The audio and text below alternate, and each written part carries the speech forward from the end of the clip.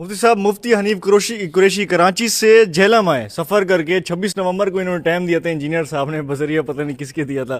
گھر سے نہیں نکلے، اپنے اکیڈمی سے نہیں نکلے. تو یہ عالم بھی نہیں ہے، حافظ بھی نہیں ہے، نہ مولی ہے.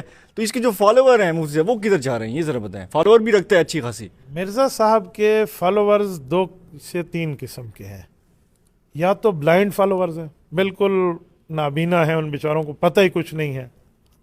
اور یا پھر ناواقف وہ لوگ ہیں جو ظاہراً اس کی پگڑی دیکھ کر، اس کی داڑھی دیکھ کر، یا 2-4 یہ جو چربیک کر رہا ہے نا، اس کی وہ باتیں سن کے وہ سمجھتے ہیں کہ یہ کوئی تکڑا ہے.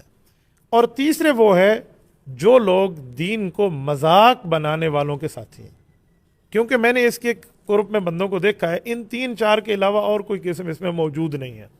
اس کے پاس کسی عالم دین کے ساتھ بیٹھنے کی پہلے تو اتھارٹی نہیں ہے. مجھ سے ساتھی بات کرتے ہیں نا، میں کہتا ہوں یار یہ تو ہمارے شاگردوں کے ساتھ بیٹھنے کے بھی قابل نہیں ہے، چلو احسان کر لیں گے اگر یہ بیٹھ جائے گا. ایسا ہے نہیں.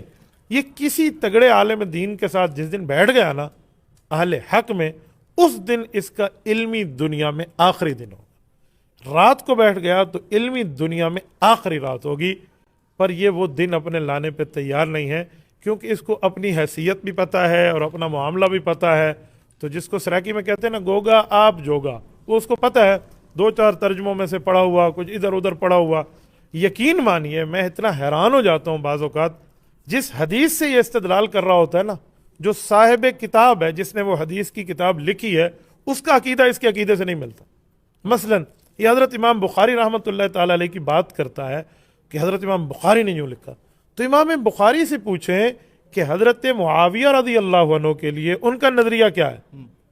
امام مسلم کی بات کرتا ہے، حضرت امام مسلم رحمۃ اللہ تعالی علیہ کا صحابہ کرام کے بارے میں نظریہ کیا ہے. تو یہ اس طرح کی اس کی باتیں ہیں. پھر یہ آیت اٹھاتا ہے بعض اوقات، یا تفسیر میں سے کوئی بات اٹھاتا ہے، یا حدیث میں سے کوئی جملہ اٹھاتا ہے، وہ اس جملے پہ پورا پر سے پرندہ بنانے کا ماہر ہے، اور حرم سے جرم بنانے کا ماہر ہے، محرم سے مجرم بنانے کا قائل ہے. تو ایک ہی نقطے نے کام خراب کیا ہوا ہے. باقی میں نے دیکھا ہے جب یہ قرآن کریم کی آیت اٹھائے نا، اسے کہیں جو آیت تو پڑھ رہا ہے اور جس سے استدلال کر رہا ہے، کیا یہ ترجمہ وہی ہے جو ترجمہ باقی جگہ بھی ہم وہی کریں گے؟ بہت سی ایسی جگہیں ہیں جس میں اس کا کمزور استدلال ہے.